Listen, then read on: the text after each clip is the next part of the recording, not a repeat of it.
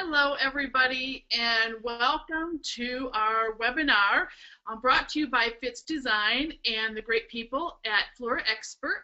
We're really happy to partner with them to kind of walk you through some steps of using some Fitz Design products to help you with your, what I'm learning is your grad flowers, what we call prom here in the U.S.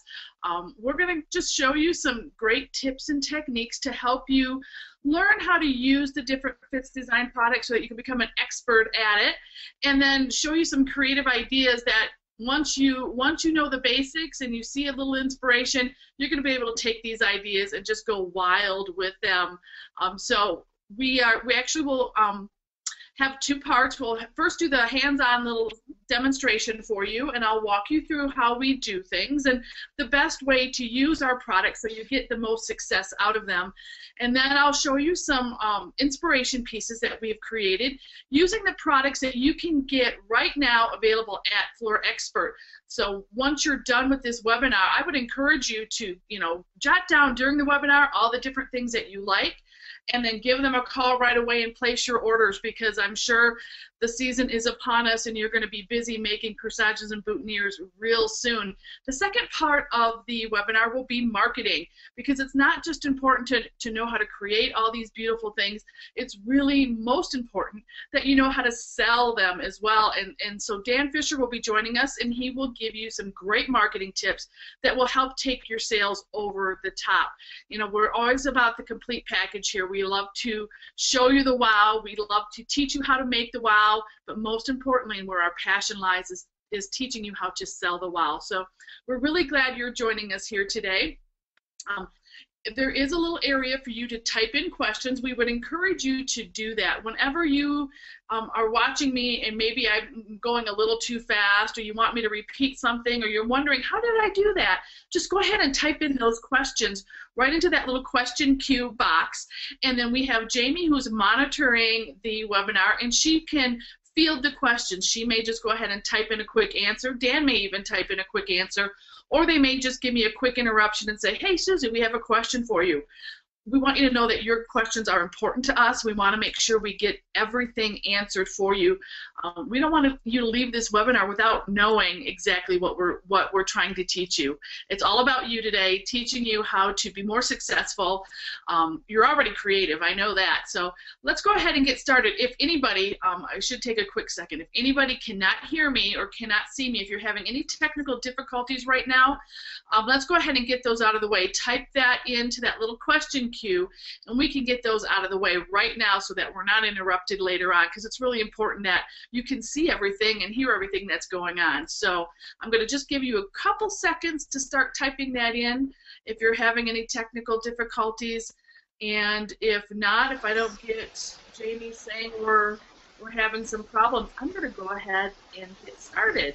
Jamie, are we okay? Are we all set? We're good. Okay, wonderful. Well, I'm going to go ahead and adjust my screen so you're not looking at my face, you're looking at the pretty corsages and boutonnieres that we're going to be showing you today. We're actually working on two projects, one corsage and one boutonniere, and then I'll show you some other creative ideas that will help inspire you. Our first project that I'm going to show you today is really kind of a basic corsage. And I don't mean basic in the way that it's inexpensive or it's ordinary, but basic in the way it's created. Basic techniques that you'll be able to use with any of the products that Fitz Design provides to help you create innovative, fun, whimsical, whatever you want to call your corsages, whatever the girls are wanting for their wrist this season, you'll be able to do that with a few basic techniques of how to work with our bracelets and our mechanics. So I'm going to go ahead and I'm going to get started here on this project. We are using the bubble bath bracelet. Here I have one in the pink color. We have such a great variety of colors. If you're just wanting to go with some neutral colors, there's a great selection of the whites, the ivories, even kind of a smoky black color that is kind of a neutral right now that will go with a lot of the dresses. These are a great staple to have in your arsenal of bracelets. And we want to make sure that you have a good selection and that you have different price ranges available when they come in to make their choices. We also recommend that you take these wristlets and you have them on display so that the girls can actually try them on. They can then begin to feel how they fit on their wrist. They can see what it looks like. And we all know with jewelry, once you put something on and you love it, it's hard not to want to buy it. So make sure you have those available for the girls to try on. Now I want to show you, you'll notice this one doesn't actually have our disc clip on it. It just has our design disc on it. And this one actually has the design clip on it. I'm actually going to show you, I'm going to change course here a little bit because I didn't realize that it didn't have the disc clip on it. We are actually including our new disc clip on all our bracelets, and we're doing that for a couple reasons. It's a little bit more diverse in how you create your corsages. We do realize that there are still people who do the wire and tape method of corsage construction, and that's fine. We strongly suggest and really teach the gluing method, and that's what I'm going to show you today. But we have added this into our line because the feedback we're getting from the industry as a whole is they want flexibility. They want to be able to make the choice as to whether they glue, which if you can see, we still have the design disc on there, which is a gluing platform. It's a mechanic to actually construct your corsage on, but we're also making it available with the disc clip, the ultimate disc clip. That way you get to choose your construction. Now, if you're confused and say, well, why do you have both? What am I going to do with this disc clip if I'm going to glue? Well, really what it does, it provides a little bit larger gluing platform for you so you can add more of that bling and fun stuff to your corsage and not have to worry at all that you're going to run out of space. So the mechanics for this, when you're using this and we're going to be gluing, is we're going to take this clip and we're actually going to use it to our advantage. We're just going to flip over the little wings here because we're not going to need them to secure our corsage on like we would if we were doing the more traditional wire and tape method. So we actually just want to get those out of the way. We do have some of our customers who like to cut them off. That's really up to you. If you cut them off, remember to make sure that there's no sharp edge that might catch on the girl's dress or snag something. But we just find it's real easy. Just flip them over. Takes just as much time to cut them off or to flip them over. Just flip them over, push them down, and you can see it provides a flat profile. Now, another advantage to having the disc clip on there, especially with what I call our high-profile bracelets, bracelets that have the larger beads, because when they sit on the wrist, those larger beads lift the gluing platform, our design disc, just a little bit off the wrist. And so we don't want the corsage to go tip back and forth. And sometimes, and this one isn't too bad, the bubble bath isn't too bad, but some of our big statement bracelets, when that disc gets a little bit too elevated off the wrist, it can get just a little bit tippy. Well, the great advantage to having this disc clip on there is, look, you can easily just slightly bend that clip. You can see it forms just a slight arch, and then when they wear it, it stabilizes it, and it's not going to tip any longer.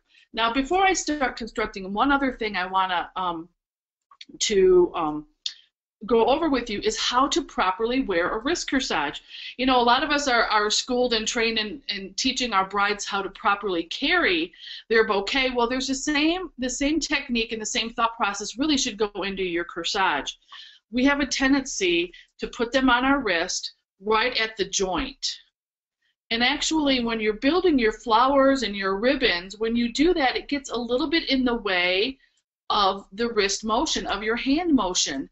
And you could damage delicate blossoms if you're using orchids or gardenias or other delicate blossoms. And a lot of your white petaled flowers will bruise more easily than those that have color to them. And so when you wear your corsage too far down on your wrist, you run that risk of just movement, and we know those girls are going to be dancing the night away. So we want to make sure that we're protecting the flowers. So ideally, you want to tell your girls to wear their corsage just about a ½ inch to an inch back on the wrist. You can see the difference in that already. I can flex my hand without it interfering with the corsage at all. Now we're protecting all the blossoms that we've used, and it's actually more comfortable to wear than when it's worn right at the joint of the arm and the wrist. So we want to just move it back a little bit, and then we want to move it forward. So it's not sitting right in the middle of our hand. We're actually going to move it forward just a little bit. And what that does is it places the corsage in perfect position to be seen while dancing, to be seen in photographs. It tips it just enough forward. If you've ever noticed some of the pictures of prom girls, and what you see is you see this, and you can see the underneath. Now, we all know we take a lot of pride in our work, and we will do whatever we can to finish and complete that back, but there's always that separation, and to me that's just not quite as pretty as if we had pictures wearing the corsage properly. If it was worn a little bit forward on the wrist and a little bit back, all those pictures will see the face, the front of the corsage. So remember that. Those are some tips that you can help educate your prom and grad customers when they come in to make sure they're displaying and wearing their flowers properly. It's all important. When we educate them, we make them smart flower buyers. And when they're smart flower buyers, they'll come back more and more and become a repeat customer of yours because they trust you and trust what you're telling them. So we're going to go ahead and continue now with the actual construction. And you'll also notice that all our bracelets have our little ribbon rosette, and that actually serves several purposes. It, of course, ties the mechanics to the bracelet itself, but it also can be used as a mechanic.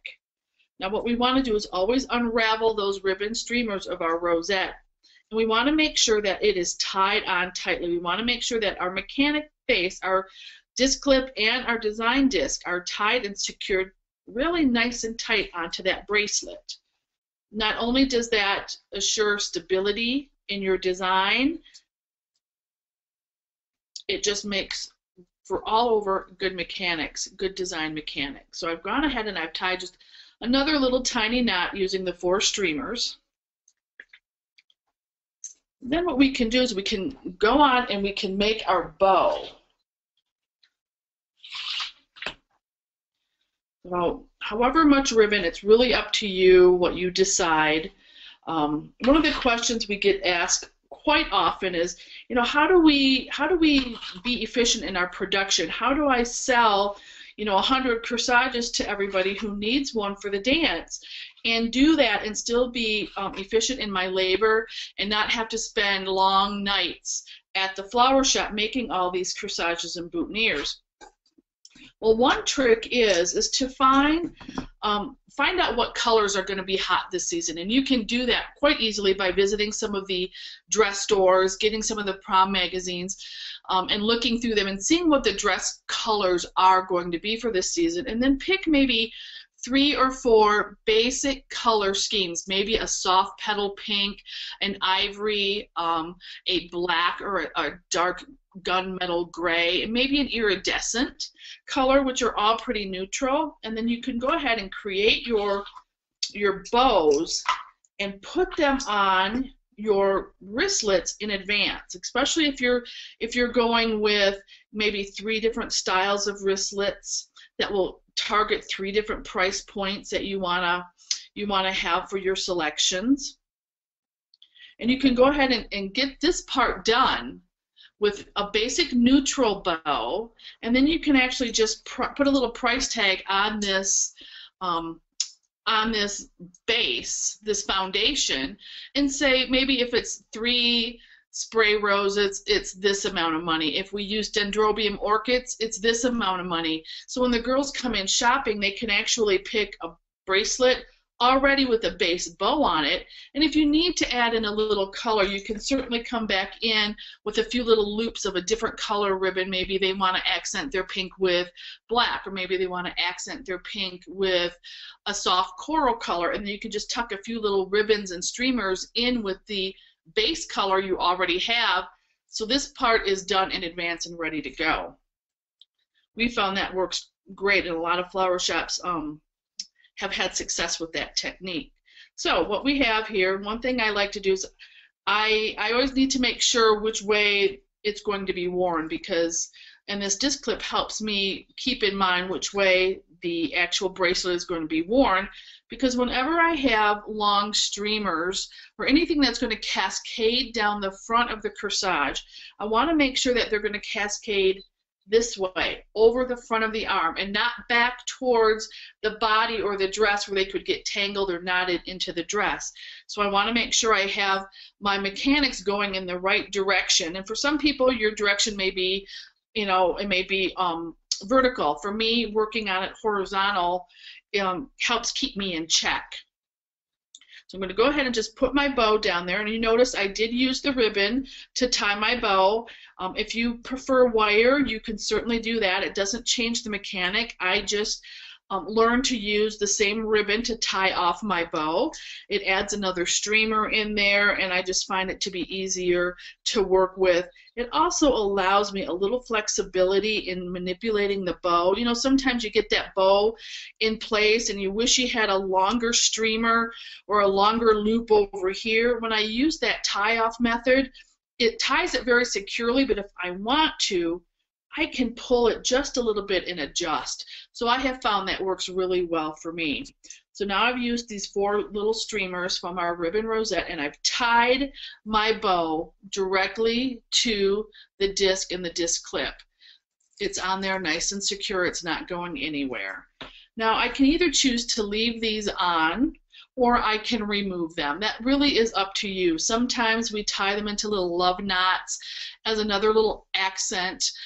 They usually coordinate with the color of the bracelet, so you know, you certainly can choose to leave these on. In this case, I don't need them. I'm going to go ahead and cut them right out, cut them close to the bow, so that they are kind of tucked down in the loop, so they're really not seen.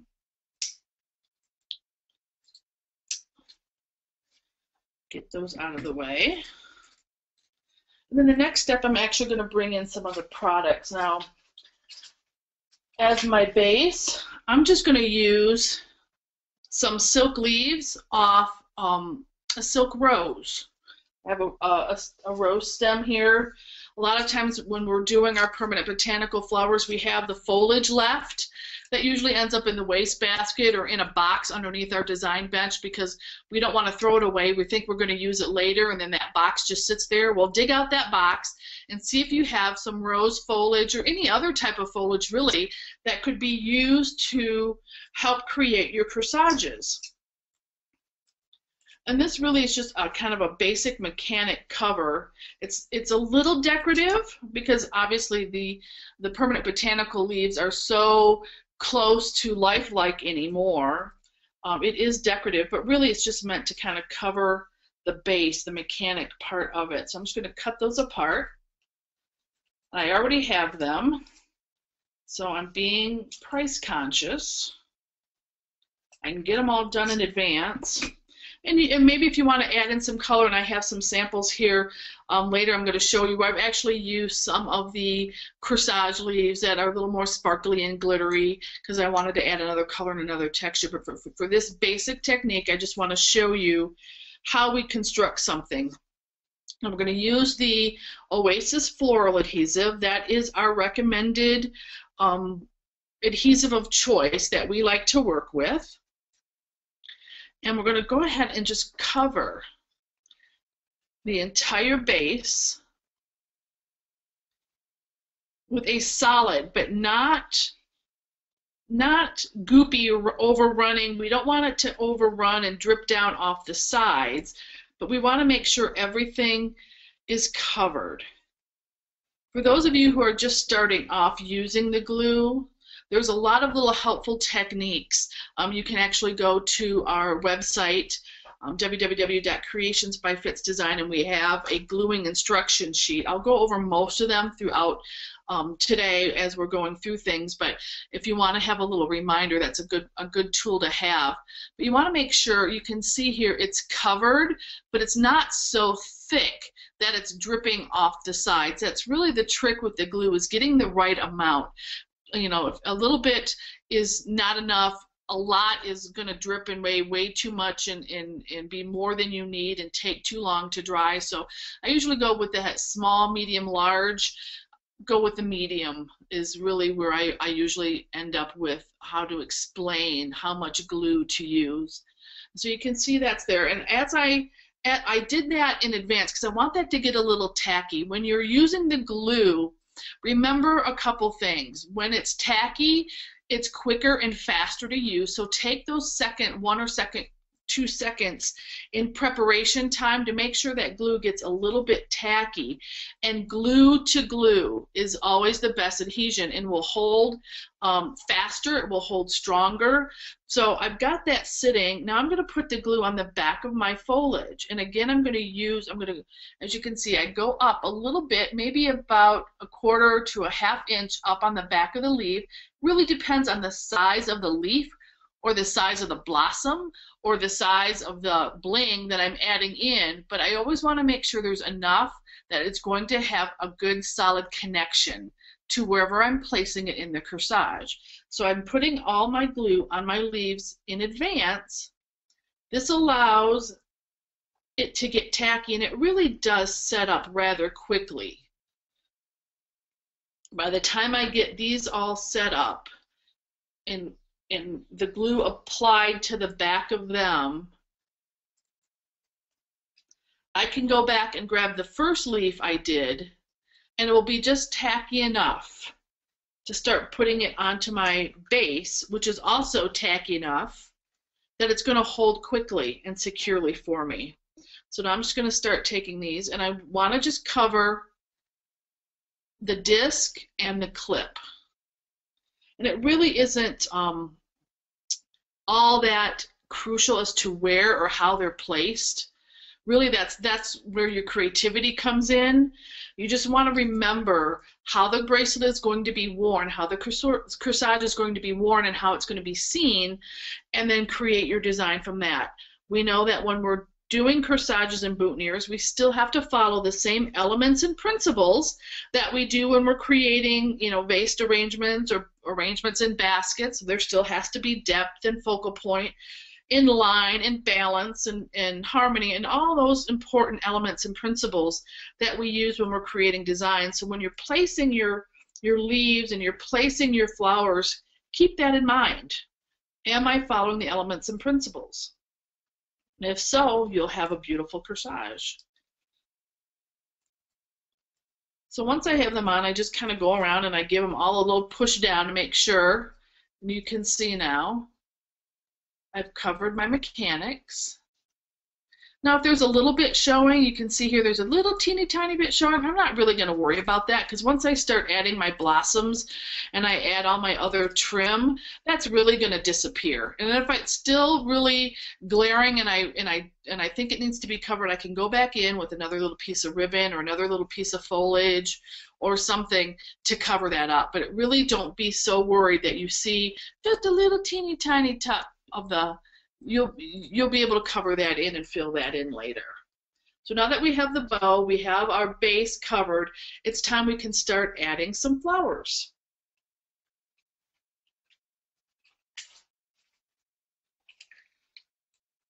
Now I'm using the permanent botanicals, but the same concepts, the same procedures really apply to all the different flowers, whether they're fresh or whether they're permanent, is making sure you use the right amount of adhesive. Let's see here. Here we go. I'm going to use a couple roses too.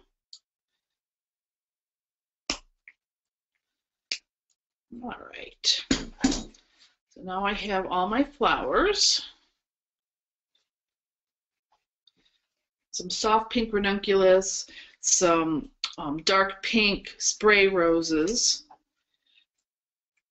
And I'm gonna, got a little stuck here, there we go.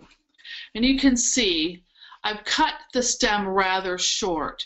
Depending on where you want to place it into the corsage or how it's going to be placed really determines how much of the stem you leave on, or if you leave any of it on whatsoever. And in this case I really don't need any because it's going to go right into the center of the corsage. And I want to make sure, what's really important is that when I'm using the glue is that I cover that little area that is actually where I cut it off the stem.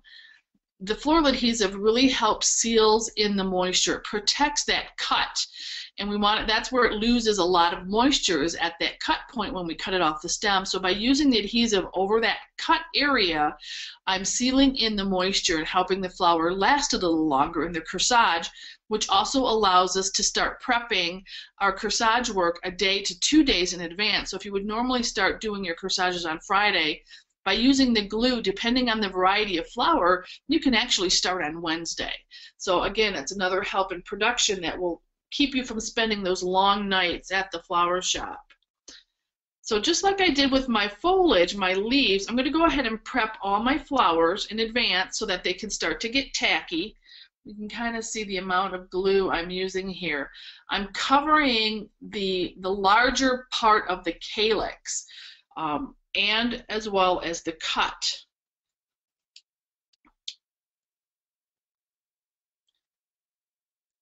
Now you can also see that I'm not really squeezing the tube. When I do squeeze it, it's from the very bottom. I'm actually letting gravity, I pour it out of the tube as opposed to squeezing. When I first started using glue, I always held it in the middle and I squeezed right here, and then I'd end up with a bunch of glue at the bottom and a bunch of glue at the top, and I wasted a lot of glue. And we got to be mindful because actually, you know, this costs money, and so we have to be sure that we're getting the most effective use out of each tube.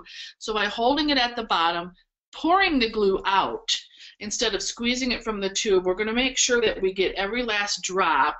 We're going to get as many corsages and boutonnieres out of that one tube as we possibly can. We're not going to waste anything, and we actually have a little bit more control over it when we do that than as if we start squeezing. Because once you squeeze, you get those air bubbles in there, and you get those big globs of glue that pour out, and then you've got way too much glue, and it becomes messy, and you become frustrated. So take time to learn how to do that pour method.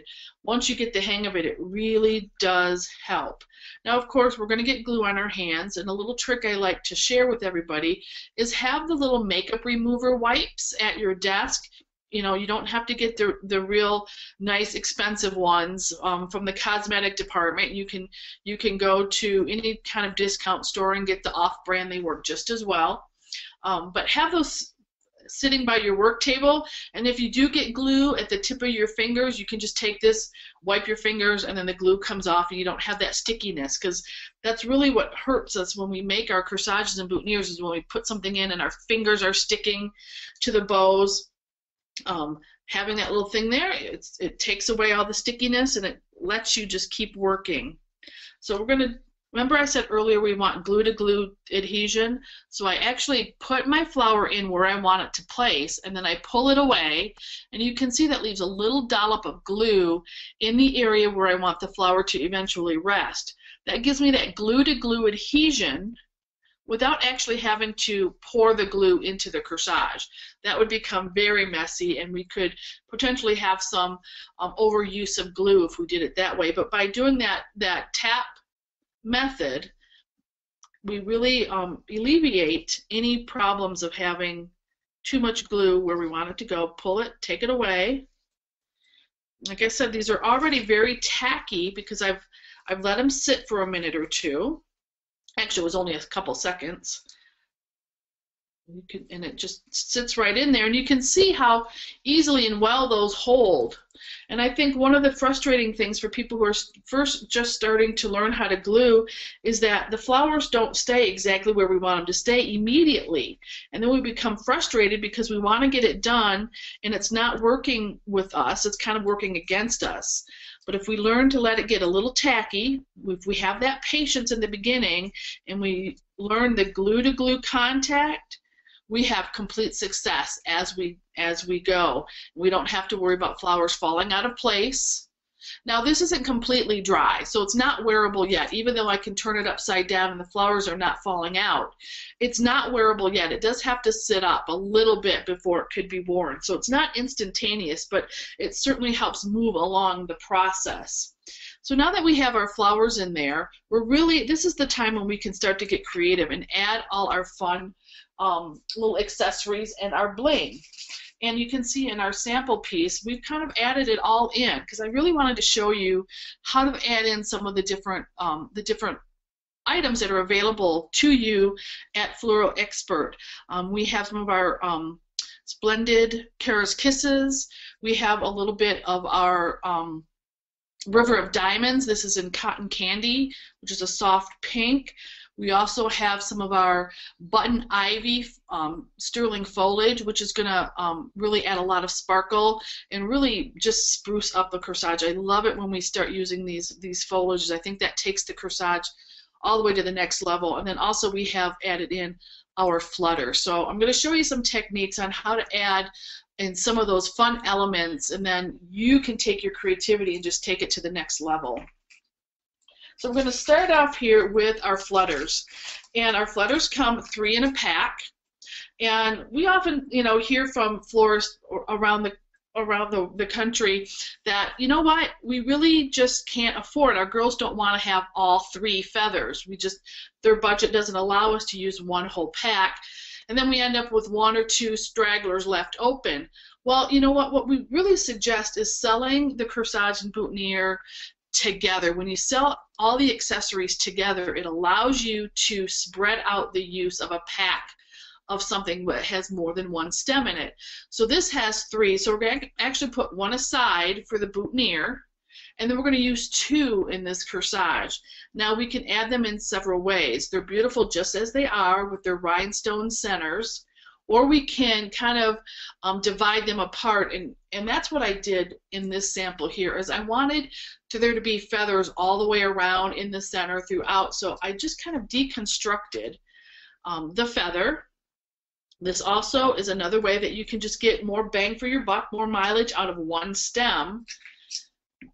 So if you're worried about for budgets and cost, look at things differently. Look at it, can it be manipulated? Can it be cut? Can it be separated? How else can it be used? And certainly we can do that with our feathers. Now in this case, I'm not going to do them in advance and let them get and let them sit for a second, only because it would be very messy. And feathers, just because of the texture of them, you can see they just kind of get a little more messy. So for me to set that down on the table just to get tacky, I probably wouldn't be able to pick it up off the table later. So I'm going to go ahead. I've got my glue. You can see about the amount on the end there that I have, and I'm going to go ahead and put it right into the corsage. I'm just going to kind of pull apart some of the loops of the ribbon, and I'm just going to stick in my first little placement right in there. And I know you didn't really see me do it, but I did when I put it in there. I kind of put it in and pulled it out and put it back in. That whole motion of putting it in, pulling it out, I'm exaggerating it when I'm showing it to you, but once you get the hang of that, it becomes second nature and you don't even really know that you're doing it, because it doesn't have to be a poke in, pull way out, poke back out. It just needs to be enough of an insertion that the glue is going to stick where it's going, and then you can put it right back in.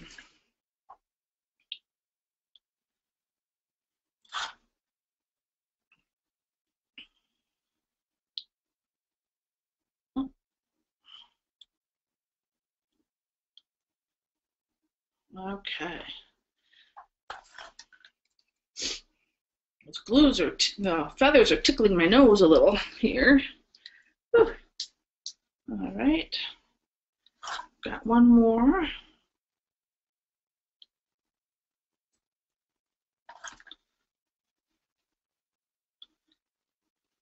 And by cutting them apart, it really gives me that flexibility to add a little feather touch, that little flirty touch wherever I want it to go in the corsage.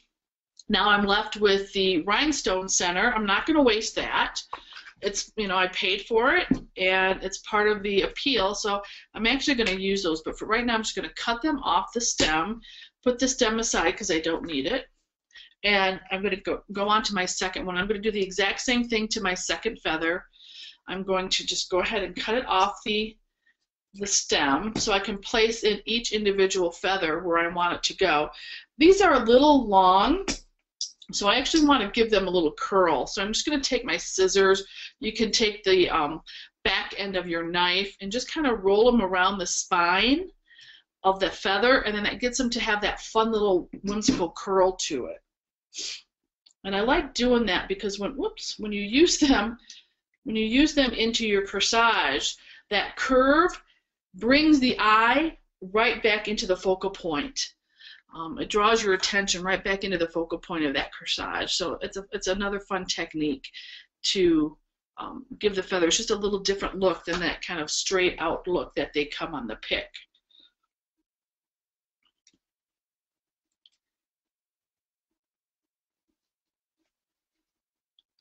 Let's see how that kind of curves back in.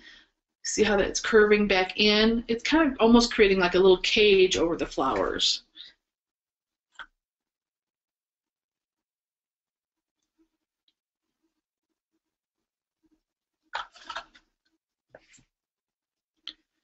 I'm just going to keep adding those until I've used up all my feathers.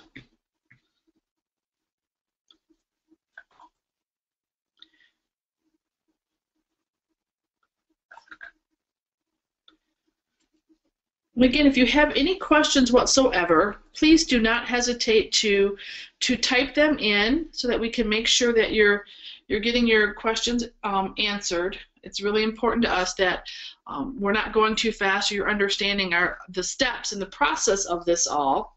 We want you to be successful at this. So now you can see we've added the feathers. They're not all flat and just kind of like jutting out of one side of it. They're all mixed in all the way through. So when that is worn, it's just going to be fun, and they're all going to kind of vibrate and just move a little bit when she's dancing and when she's walking. So it adds a lot of life. It brings the corsage to life, actually, when you have that kind of movement, and the feathers do that. And you can see I have a lot of the little leftover feathers here. I'm just going to brush those aside so I can continue on. We've got our little rhinestones from that. I want to make sure I have those. So now it's time to add those in. And I'm just going to kind of cut them down a little bit. And a little tip, whenever you have something that's so tiny and narrow, like a little metal end or a little pick, it's hard to get enough glue onto this surface to make sure it's going to stick properly into your corsage or boutonniere. So we recommend that you just make a little tiny loop on the bottom. That little tiny loop there, it actually becomes like a little area for the glue to pool. So you can get a little more glue to sit on that little pad, that little you can see you can get much more glue to stay there than if you just had the straight little stem. And now I can insert that, and I'm actually going to just insert those into the petals of the flowers. So I'm enhancing my blossoms by in between the petals putting some of those little rhinestones that I had left over. So I can actually cut these all real short. You can do that all at once.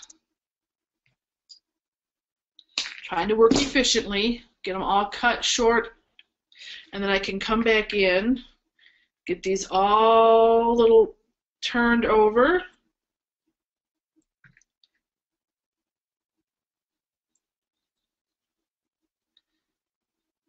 You can see I'm getting those little gluing pads, those little stems.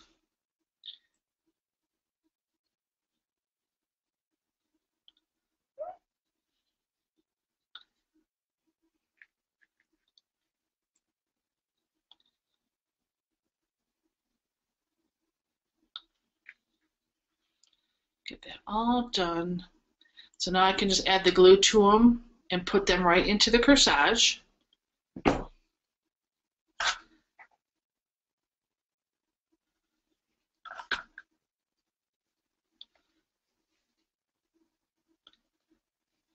They're just little touches of bling all over the corsage that will sparkle and catch the light. They're kind of hidden, but yet they're still seen. They're just kind of subtle, subtle at all different angles. And get the feather out of the way, you can see it. You don't want to tuck your accessories too far down into your corsage. That's one of the mistakes I often see with people is they'll add feathers or they'll add rhinestones and fun chains and things like that. And they come along with their filler flowers like wax flower or baby's breath or heather or whatever it is that they're using. And they almost cover up all the bling because they've put the bling too far down into the corsage. And really, since everyone is paying for that, you want it to be seen. And that's really what makes your corsage unique and different from everybody's else, is the way you've used all the different little elements and accessories. So if you can't see them, you may know they're in there. The girl may know they're in there, but nobody else knows they're in there. And so your corsages and boutonnieres don't stand out in the crowd. And that's really what you want. You want everybody else to take notice of what creative designs you're creating and what you're doing, so that the next time they need those flowers, they'll come to you. So now we've just added those. You can see how they, as I move the corsage around, they just catch the light and sparkle and shine. Those are just really like secondary accents. They're really not meant to be the big focal point accents. We're going to add those into, like we've added here, the feathers. Then we're going to add in the Kara's Kisses. And actually, I'm only going to use 2 for the corsage, and I'm going to save 1 for the boutonniere. So I'm going to put that aside. And then I want to come in with our button ivy. And again, this is another piece that, you know, it isn't the same price point as a silk or corsage leaf. It is an accent, an accessory. So it is a little bit, there's a little more cost involved to this, but just because it's on one stem, don't take that as, oh, how am I going to put that in? That's going to be too expensive. When you start cutting them apart and dissecting them and looking at different ways to use them, they become definitely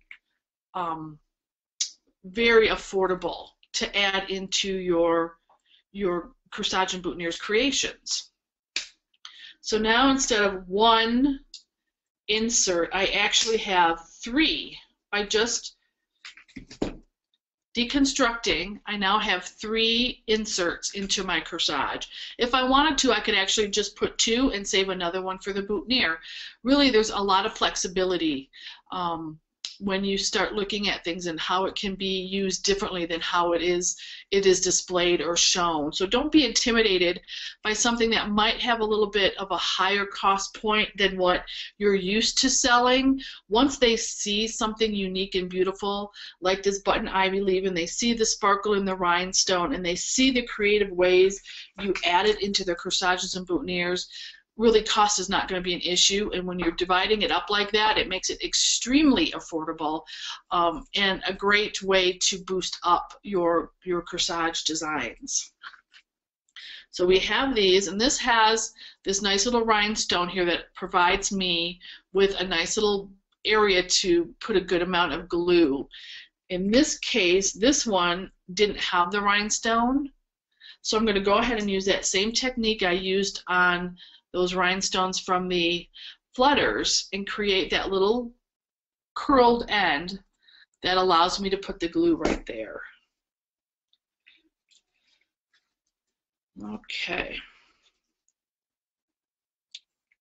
So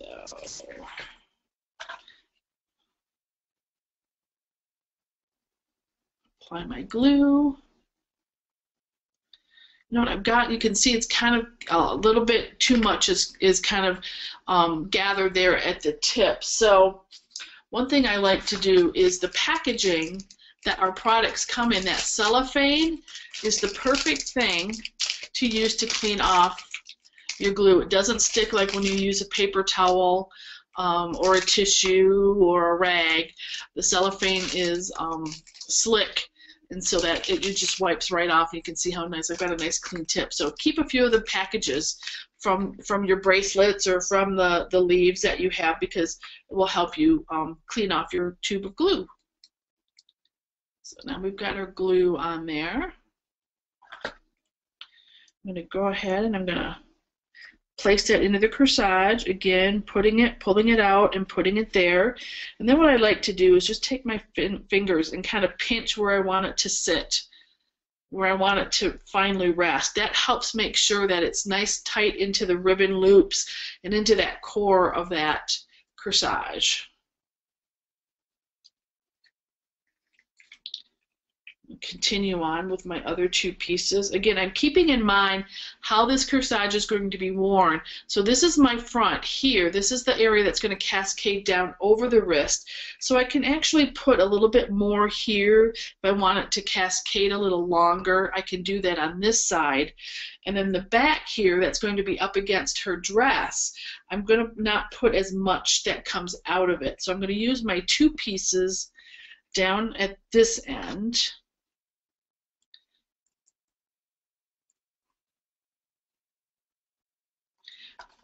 And then finish it up with the one on the back. Go back in, just kind of squeeze it a little so it stays in place.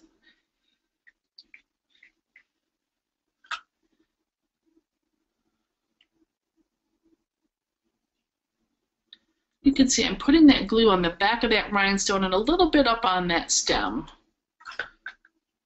The one tricky thing when you're gluing metal items in is metal is not porous, and the glue really does work quickest and fastest on something that's porous. So you have to have a little more patience when you're working with metal things, gluing, especially when you're gluing metal to metal.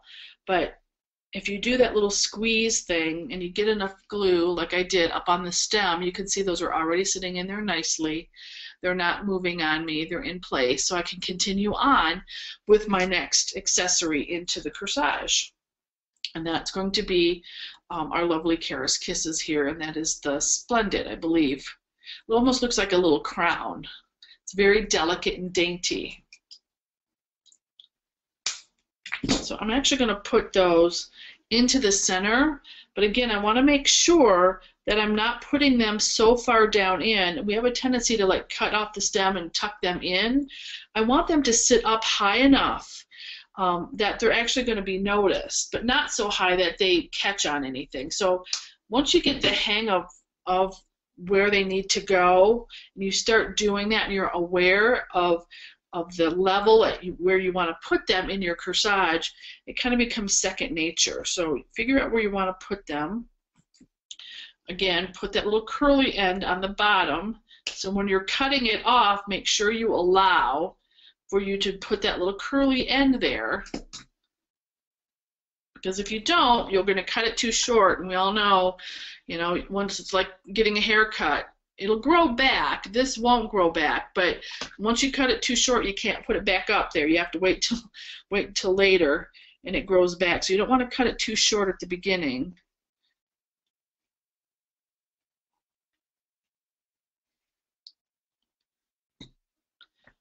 So once you cut the stem off, it's gone. Go ahead and give it a little turn. And the good thing is if you cut it too long, you can always give it a couple little twists, and it will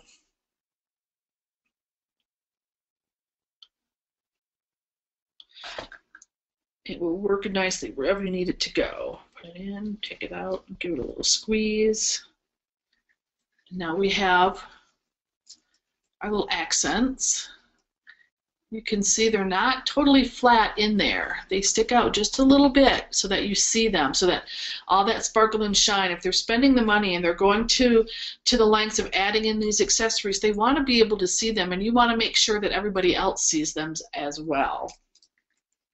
Then we got one little last item we're going to add into it, and that is our River of Diamonds here. We're just going to cut that into some little strips. It adds another little texture and just another little sparkle to it, and this can be used in a lot of different ways, and I've actually in some of our samples later showed you some great things that we can do with this. But I'm just going to cut it into, and I can go ahead and cut it with a little angle to it, dovetail it. And I'm just going to add my glue.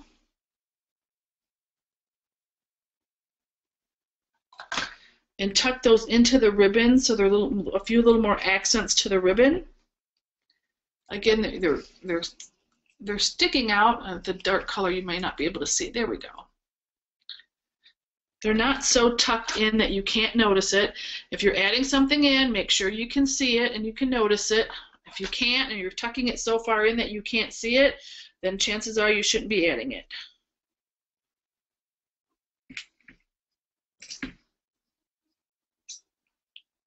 You're saying, my gosh, Susie, how many more things are you going to add into that? Well, honestly, this is all I'm going to add into this one, but really, there's 3 or 4 other products easily that I could think of that would be beautiful into this corsage.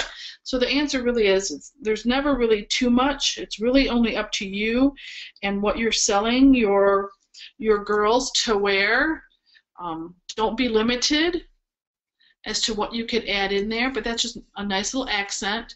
It's kind of like a ribbon. Remember earlier I said if you have neutral ribbons, then you can come in and add just a few loops of something else, another ribbon, or maybe some River of Diamonds to bring in an accent color to coordinate with the dress that she's wearing. It's a good way to just add in a few little loops that will help bring that pop of color that maybe matches her dress a little bit more. But there we have it. We have some of the button ivy, we have our Karis Kisses, we have our flutters, we have the bubble bath bracelet, we have some of the River of Diamonds. All of these items are available right now for you at Fleur Expert. So you know, go ahead and start writing down what you might want to order once the webinar is done, and get ready, start prepping for your grad season. Okay, and I'm going to do a boutonniere, coordinating boutonniere. And the boutonniere is actually done on our easy pin. And the easy pin was originally developed to actually help, again, with the wire and tape boutonnieres. You could actually just wire and tape a rose or a carnation or whatever flower like you traditionally would, and then tape this as the back of it.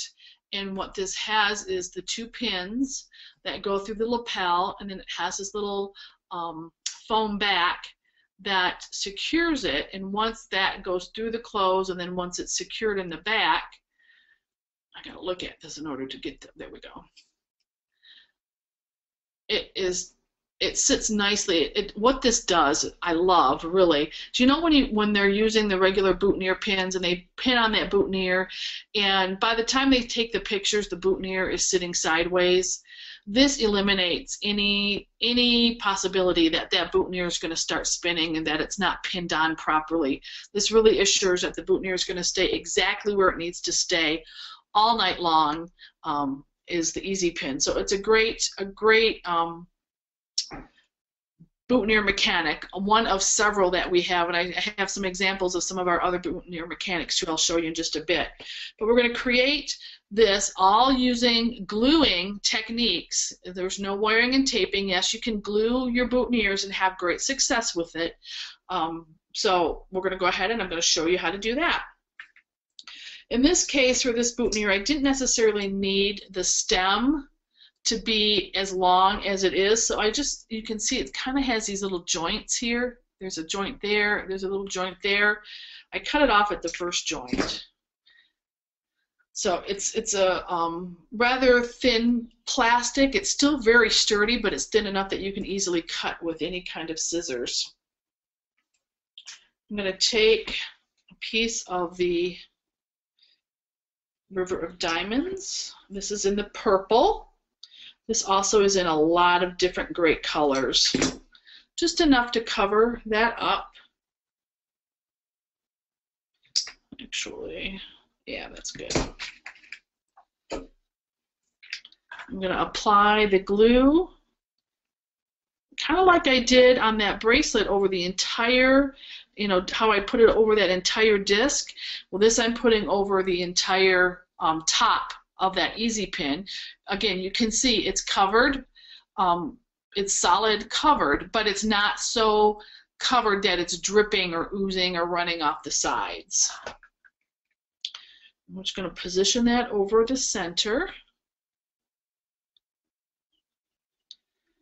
Now what's important is that you don't put so much glue on that easy pin. If I were to use a whole ton of it, it would start to ooze through the mesh of the River of Diamonds, and we don't want that.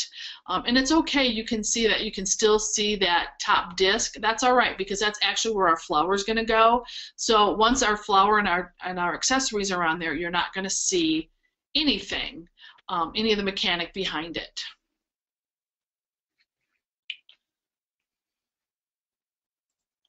So then our next step is we're going to take our flower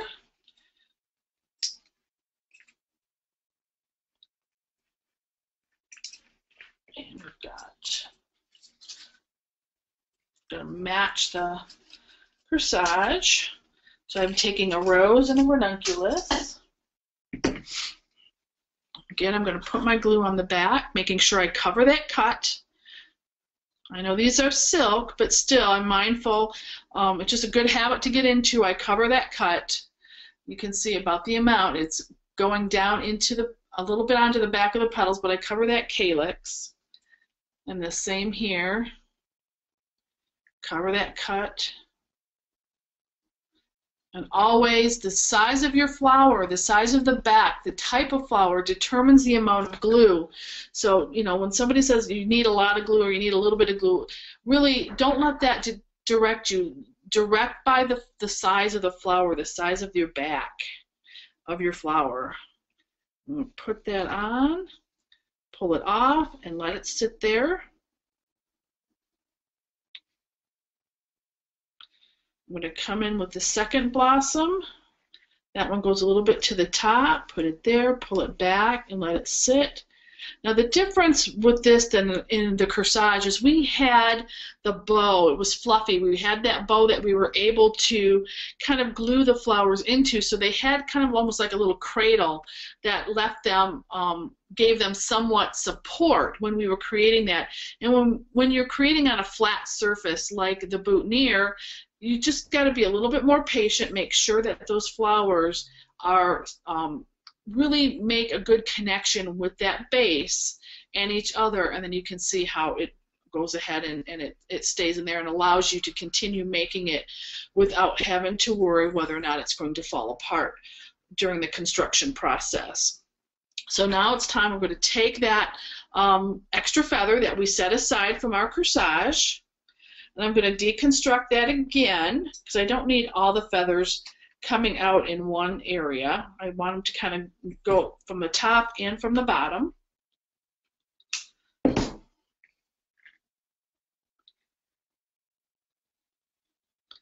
Give them a little curl to it. Sometimes it works with your fingernails. Sometimes it doesn't. Give them just a little curl.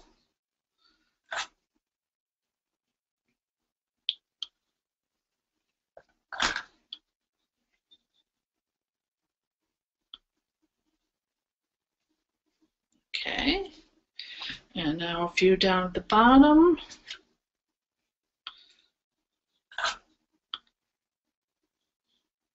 I don't know if you can see that on screen or not, but there's a lot of little tiny little pin feathers just floating around here in the air. All right.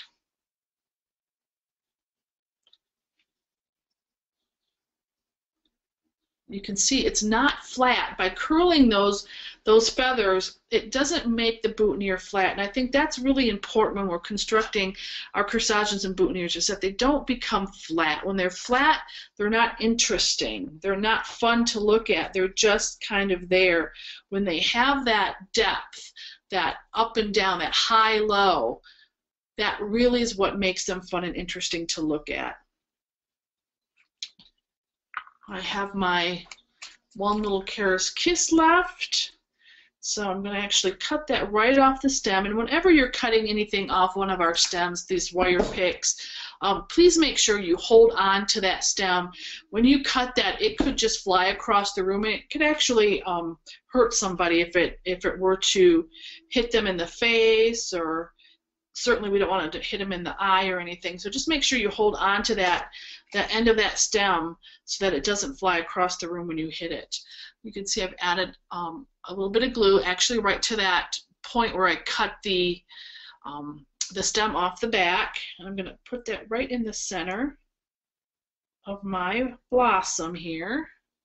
And yes, men can wear a little bling if it's done tastefully. It doesn't have to always be overdone. Just a little bit here and there, the right touches, certainly can be added to your boutonnieres. And certainly if you're selling the boutonniere and the corsage at the same time, it really gives you that ability, that flexibility to offer these coordinating pieces. So it's really important that you're taking advantage of one of them coming in and making sure you let them know that really we should be taking care of both of your orders right now. All right, so whoops, forgot my little end here. Give it a little round end. Really great to have a pair of needle nose pliers when you're working in corsages and boutonnieres. You can get into all those nice little tight places.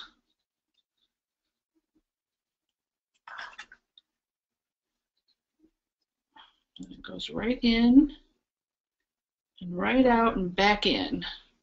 I'm going to make sure I press it down a little bit, get my fingers in there and press it down. And if I have to, I like to keep these little stems because then I can get in there with that and use that where my fingers won't fit in. I can use this little stem that I've cut off one of the accessories I've used.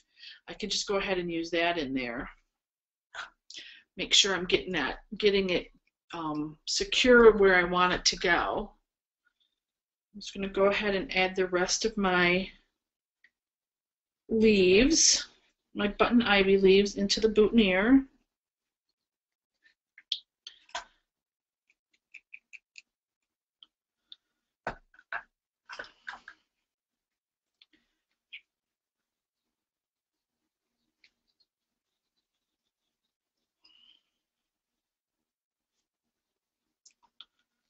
Get in there. There we go. And you can see on this one too how I've added the levels. They're not all flat. Even with the base of the boutonniere, I have those levels that come out and kind of cradle or start to curve around. We want to add that interest. We want to give them that personality. And when the things are too flat, they just lack that personality. So there's our boutonniere, quick and easy, ready to wear. And the good thing about this is all those little tiny leftover blossoms, if you have leftover berries, the one or twos, that's what you can use when you're gluing your boutonnieres. You can have a lot of fun with the flower varieties and petals, and if you have damaged petals, you can use those as well to add into your boutonniere. So gluing your boutonnieres really gives you a lot of creative flexibility that if you're not doing so now, I would highly, highly recommend you start playing around with gluing your boutonnieres. Okay, I'm actually running a little bit over, so I'm just going to go through these other samples here with you because I want to make sure you see them. And I know Dan has a lot of great information he wants to share with you, so I don't want to take up too much of his time, but I want to make sure you see all these fun things that we've got made up here for you.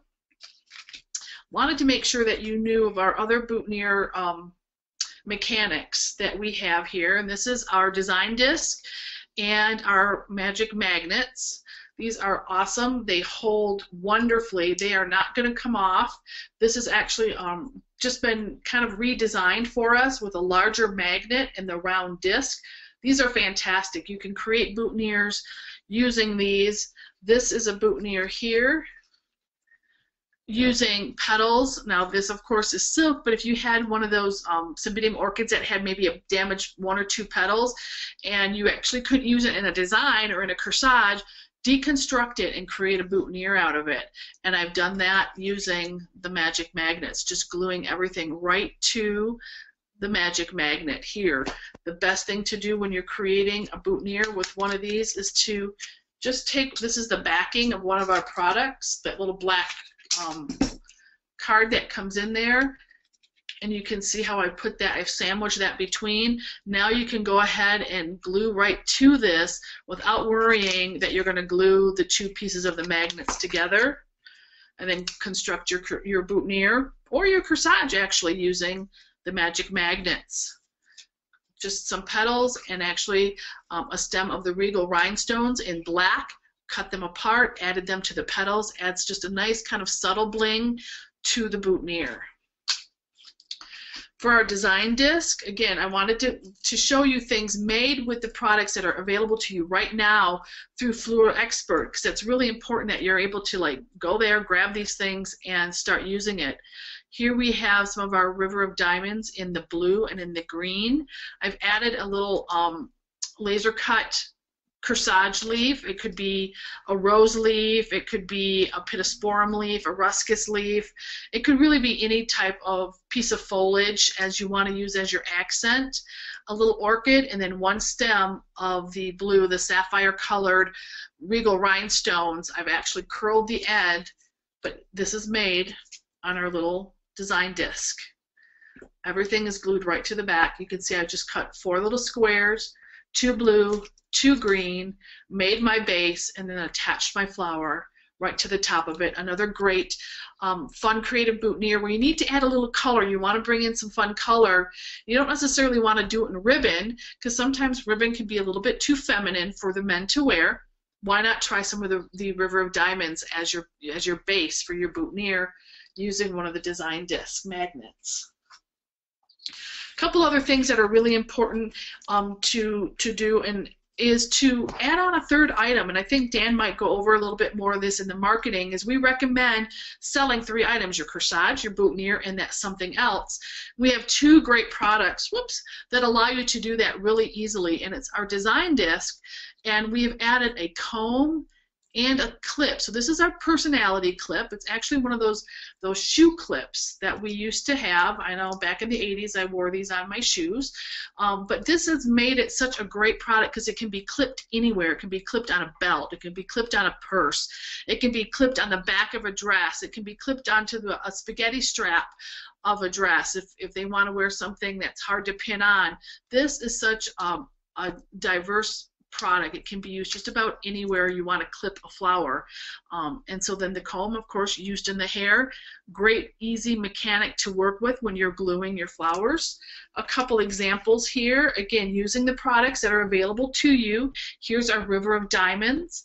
We've got some regal rhinestones, another one of our little Karis Kisses, just adorning the top of the orchid, and a great little hair piece that would go into the hair to help accent the colors and the flowers that she's wearing in her corsage and what he's wearing in his boutonniere.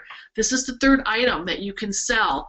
And once you start selling these 3rd items, and they can be just little add-ons at first, you're going to have people coming back wanting them and asking for them, and then you can really get creative in what you're doing. But again, all these items are available to you right now with the just by placing your order right after the webinar.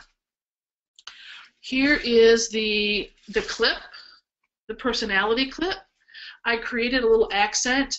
This was intended, really, I'm sorry it's so long, really to be worn at the back of the dress. Some of the dresses now are kind of low cut. They have those statement looks. They're you know, you want to add a little bit of something to the back. The flowers are going to be seen from the front. Why not have something seen while she's dancing on the back of her dress? And so I just took one of the personality clips.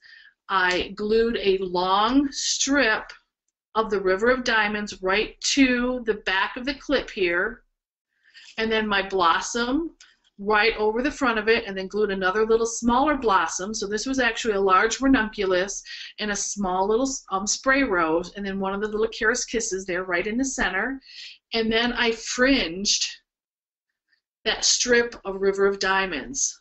Just cut each little section of the rhinestones, just cut it apart and created this fringe, and then added the little rose buds to the fringe. And then I took the River of Diamonds and I just cut them into little like points to make it look like it's a leaf. So each little streamer has a rose and a leaf on it. Added another little leaf up here at the top, and what a great accent for the back of the dress.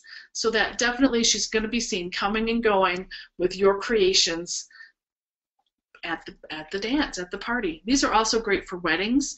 If you have a bride who's changing dresses and she wants to add a little floral accent, you can do it that way.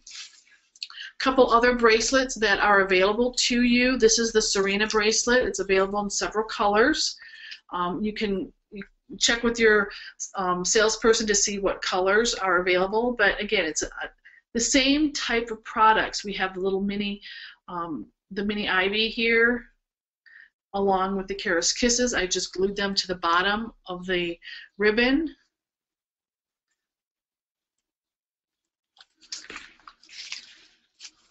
This is the Melrose bracelet. It's actually a beautiful, this is a great keepsake bracelet. They're going to wear that over and over and over again. But again, just using the same products. Here's another way I fringed that River of Diamonds in the blue this time. Added one feather cluster, this time to the top, just a little accent to it, and then some regal rhinestones. Actually added some right into the center of the blossom. And one last corsage on the Our Time bracelet, which is actually a watch. That way they can't be late. We did a fun little permanent botanical whimsical Gerber daisy in the polka dots, added the little flutters, another little of the splendid, and then you can see here I've added the River of Diamonds and the cotton candy just in some kind of big strip loops. Added a few of the feathers down to the bottom of the ribbon. Another fun, great corsage, all with products that are available to you today through Fleur Expert. That's all I have for you right now. I thank you for joining this segment. I'm going to turn it over now to Dan Fisher, who's really going to share some great inspiration on how to not only make these, but now how to sell them, and that's really the important part.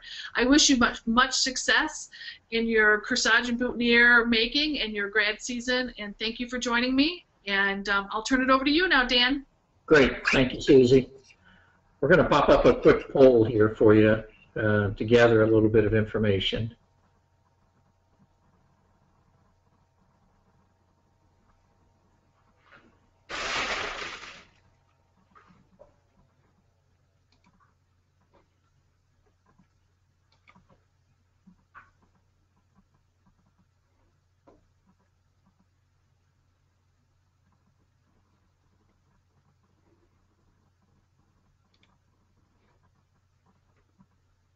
Okay, just another minute, if you'll help us out with some of that kind of information. What is the average selling price of your corsages right now?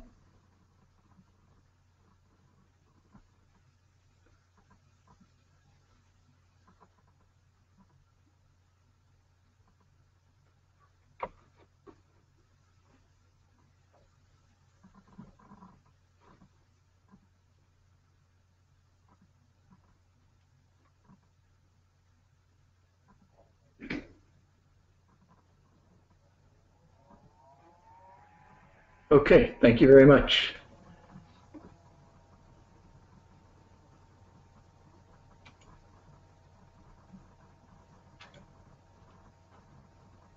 Okay, well, good afternoon. I'm Dan Fisher. I'm the president and owner of Fitz Design, and going to share a few marketing ideas with you. We're not going to do a lot. We have limited time. This is normally multiple hours of marketing ideas. We have hundreds of them we can share with you. But we're just going to do a few today that kind of gives you an idea of some different ideas, things that will work for you. See if we can get this to stay where it's supposed to be.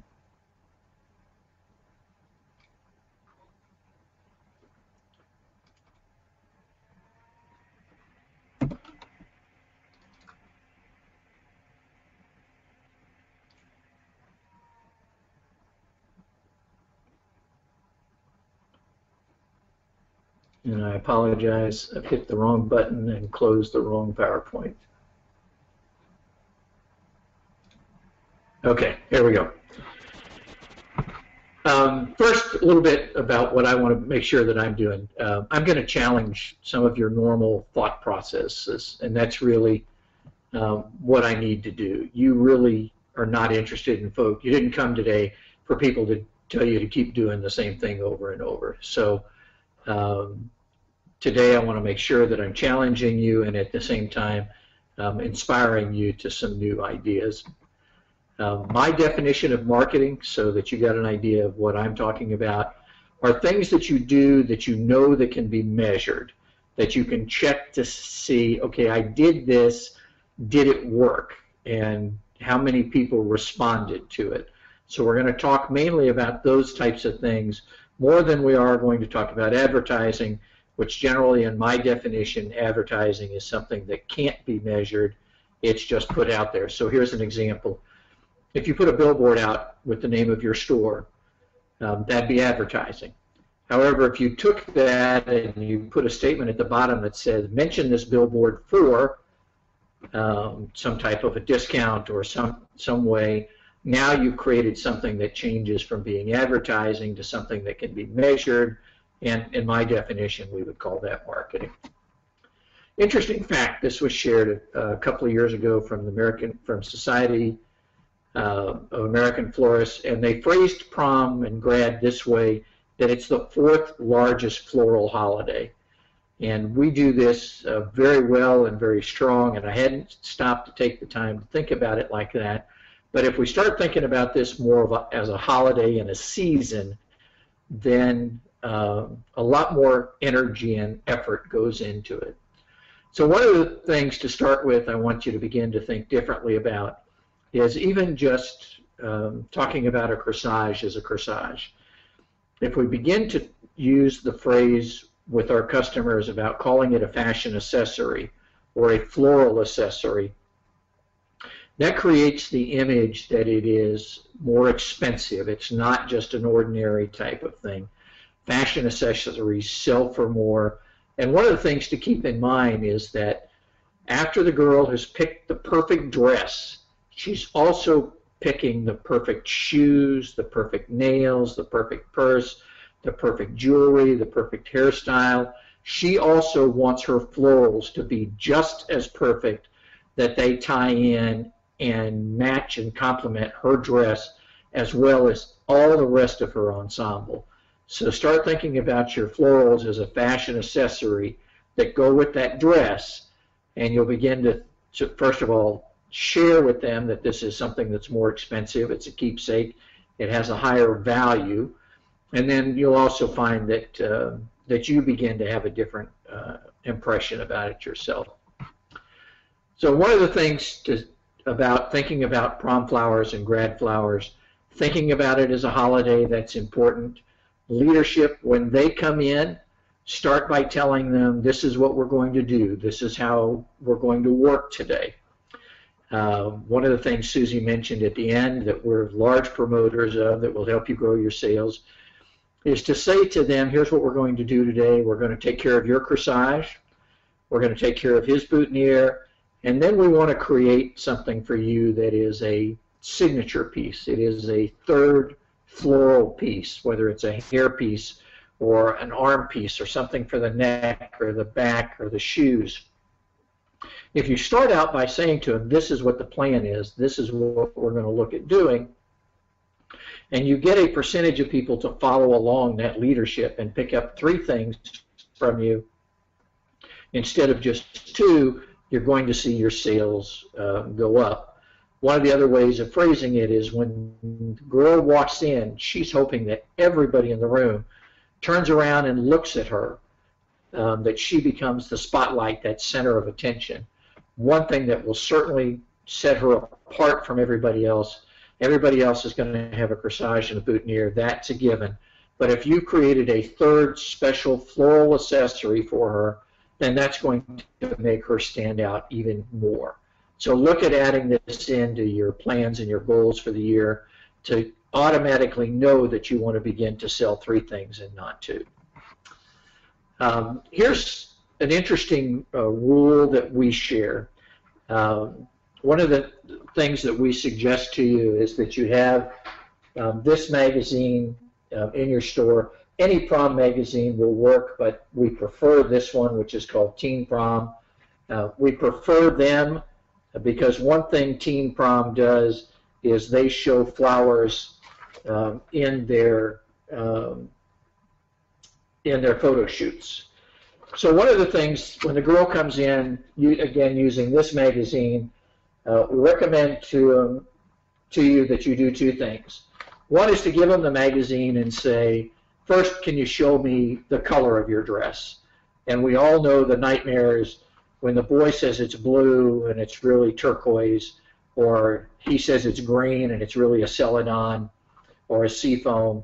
So when she shows you the color of your dress by going through the magazine and picking out her color, that really helps you put together the perfect piece that's going to go with her dress. The next thing that we say is to ask her to show you her dress. And when she does that, one of the things we recognize is that at that point, she's really shown you and told you what her budget is. If a young lady has shown you that this is her dress, she's also told you that she has access to money, whether it's her money or her father's money or her parents' money or her date's money. When she's picked out that that's the dress that she's wearing, she's also shown you that what her budget is. So it's just as a basic rule that we like to use, corsages should start at the 15% of the price of the dress. After she's shown you what her budget is, feel free to design up to that. The more expensive the dress, the more creative you can be, the more additional pieces you can add in, the more unique flowers you can add, the more likelihood you're going to be able to sell that 3rd piece. So use that magazine and asking the girl to show you her dress as a great accent, a great way of her showing you her budget and you being able to know how to maximize your sales with each one of those girls who comes in. So here's, everybody loves this graphic. On the right, this is how men see flowers, or see colors, red, purple, pink, orange, yellow, green, and blue, versus how ladies see flowers with all the different shades and tones. So having the girls show you the color of the dress. If the boys are coming in, ask him for the girl to text message over a picture of the dress. So whether you're dealing with the girl, the boy, or the mother, still ask to see the color of the dress, and this will help you a lot. Here's some quick sales tips. Again, we're going to run through 3 quick categories that we talk about in marketing: in your store, out of your store, and technology. We're not going to spend much time on either of them, but just a few hints to give you some ideas that might work for you. 1, let them create their corsage. Let them add in the accessories. Let them be creative in sharing with you what they're looking for. If they help design it, generally it's going to become more expensive, and that's what you're looking for, is ways to be able to increase your sales. Offer exclusive designs. If you create something unique for them, make the pledge to them that you won't copy that same design style for anybody else going to their prom. Use lots of ribbon. Ladies love ribbon. You know that. All you have to do is look in your back room and see all that ribbon you've got. So showing lots of ribbon helps increase your sales. It is a component that they like. So look at using lots of ribbons. One interesting way to really make your corsages stand out different than anybody else's is to look at using unique foliages. You'll see in the picture here on the screen, used some variegated pittosporum. It has a very different look, a bigger leaf, a different texture, different colors. Look at adding unique foliages into your corsages. You'll have a very different look than anybody else that's got their corsages going to the prom. Raise your prices. Don't be afraid to raise your prices, even if you're going to raise them just a little. Everything else is going up. Cost of flowers is going up. Cost of hard goods is going up. Your labor costs are going up. So as you're looking at those things, don't be afraid to consider raising your prices. A lot of florists like to use a strategy of a good, better, best, where maybe their good is something that might be made with mini carnations. Their better might be their roses or their mini roses, and their top of the line might be something that's made with orchids. Personally, I don't recommend this strategy. I like the strategy of designing around the dress, but there are florists who use this strategy. And if you do, one thing we all recognize is that generally the girl is going to pick the middle style. So if the middle style is the one she's going to pick, she's not going to pick the least expensive, she's not going to pick the most expensive, but she is going to pick that middle one, then make sure you target your pricing of that middle one to be in line to be where you want your goals to be. So look at putting that middle one being the one that helps raise your pricing for you. Have the youngest girl in your store be the designated prom salesperson. Those young people connect with each other, and I often say, if I'm the youngest person in your store, go get somebody else. Connect with them. Get two young people talking together, getting excited, enthusiastic about it together, and you'll see sales again go up, and you'll have success with that. Train your staff. Make sure that everybody in the store knows your pricing, what types of things can be added, what are the price points to go in there. Make sure you've taken the time to train your team. Make sure your pricing is easy to understand. Today's teens buy from websites. They're ordering on their phones. They are a consumer. They're used to buying. Make sure everything is priced and easy for them. Get the girls involved in the process. We talked a little bit about that. And don't be afraid to start with your higher end product and work your way down. We all know how much harder it is to raise the price, but if you start higher, that'll be easier. Have plenty of samples made up. As Susie mentioned, don't forget the boutonniere. Don't get so wrapped up in creating beautiful corsages that you have forgot about it, but make sure that you're paying attention to that. Again, I'm just going to kind of run through some of these quick. Sell the bracelet first. This is a strategy that has worked for a lot of people. When the girl comes in, again, you tell her the process, and it doesn't just have to be the girl, the guy, or the mother. This is the process. The first thing we're going to do is look at the dress. Next, we're going to pick out a bracelet, and then after that, we're going to begin to create the flowers and the bling that go with it. If you sell the bracelet first, everybody has a much higher starting price point, so look at that as a great strategy to start with. Don't forget that third item. Don't be afraid to add motion and texture, and you saw that Susie adds a lot of motion into her pieces. Great texture in those. Also talk to them about the importance of a keepsake. Prom corsages are kept. Grad corsages are kept. This is an important date for them. So make sure that you stress that this is a keepsake, and as we all know, keepsakes are more expensive than just regular run-of-the-mill type items. Make the pickup experience exciting. We have a shop that's told us that when the girl comes for their pickup, that they bring it out on a silver platter for them. Figure out ways to get them back into the store, bringing their flowers. Ask them to post the pictures of their corsages on their Facebook page. And to share them so that you can have them on your Facebook page too. I don't remember who shared this idea with me, but I think it's a great idea. Volunteer to be on the prom or the grad committee. You're on the inside track for all of the flowers and pretty much a shoe-in to be the person who is going to be decorating for the event. This is an article that Florist Review printed last year, and just want to show you that other florists are doing these ideas and they're having good success with it. So one of the things we share about is to get involved in the stores or in the school's fashion show. And that here's somebody who has had great success with that. The bottom one, ensure no duplication. Don't make any two that are the same. Have a bling buffet. We're going to talk about that in just a minute. Offering something different, something that we would call signature corsages, things that are fancier and more expensive. Every shop has the doctor's daughter, the lawyer's daughter, the entrepreneur's daughter, the banker's daughter. So no, they're not your average customer, but at the same time, there are a number of those folks who want to be able to buy things that are more expensive. So make sure, excuse me, that you have something available for them at the same time too.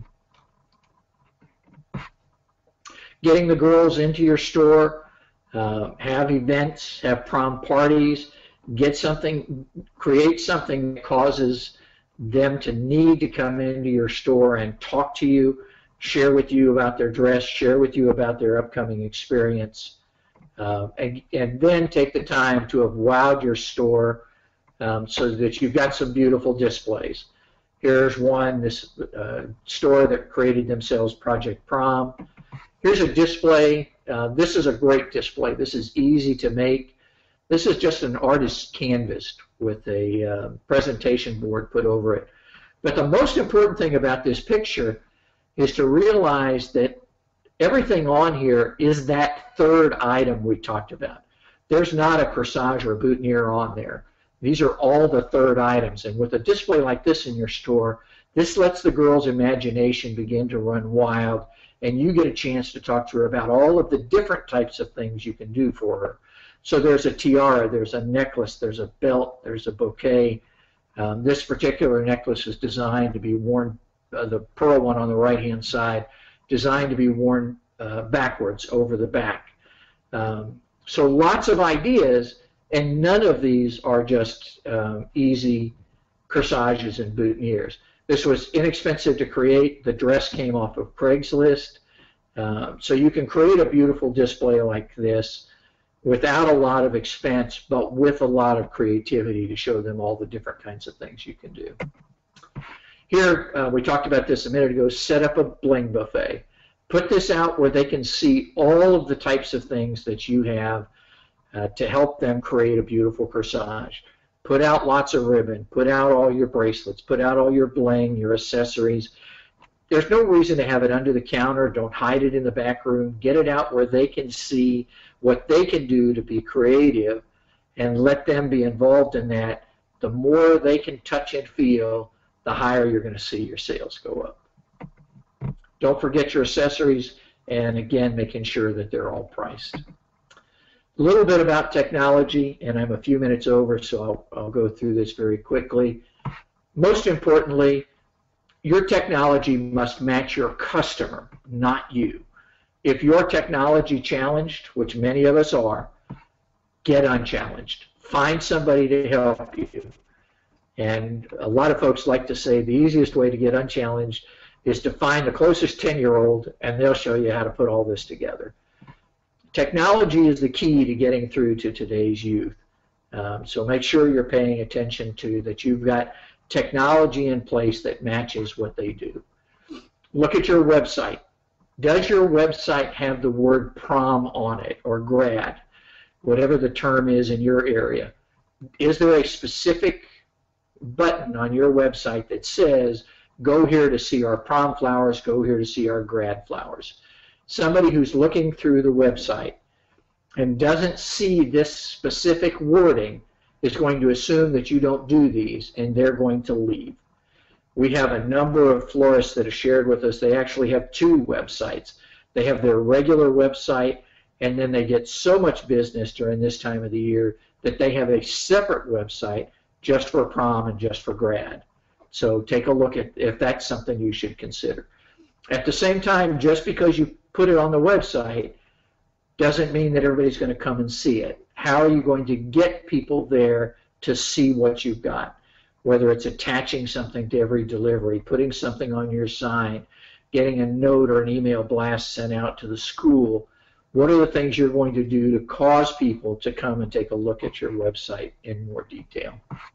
Here's an example of a flower shop that does a lot of things, but you don't see the word prom or grad on here. They have bulk wedding flowers. They have this shops in Colorado. They have Colorado flowers. They have Hanukkah. They have beer and wine baskets.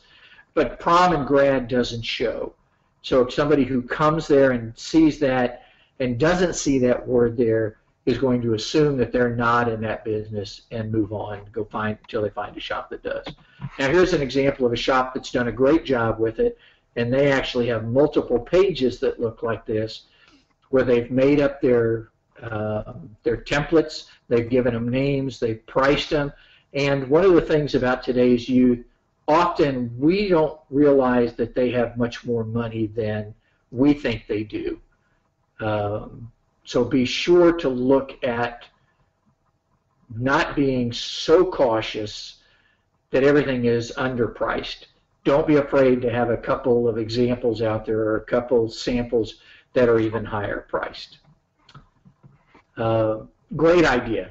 When the corsage is ready or the flowers are ready, don't call them on the phone. Instead, take a picture of it in a nice clean area that has the name of your shop in the background, or watermark the name of your shop on there, and text message it to the girl. A few minutes later, or a few seconds later, her best girlfriend is going to have it. A minute later, it's going to be on her Facebook page.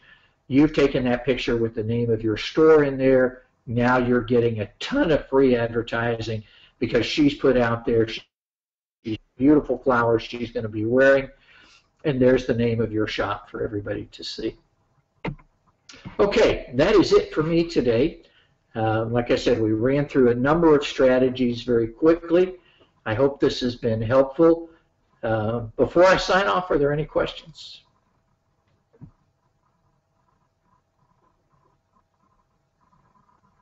If you do, just type them into the questions section down there on the bottom lower right-hand side.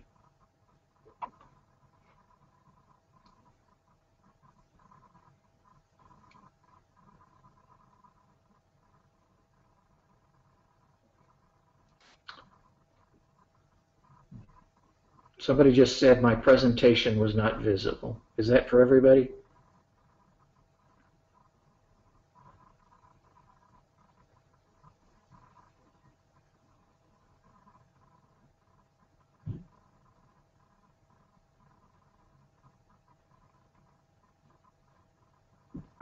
Okay, well, thank you very much for joining us today. If you've got any questions, feel free to email us. We'll do all we can to help. We have a number of these webinars available. Thank you for being a great Fitz supporter. Fitz doesn't grow and continue to do well without your support, and we recognize that, and we appreciate all the support Floor Expert gives us and all of the florists out in the area also. Thank you very much. Everybody have a great day.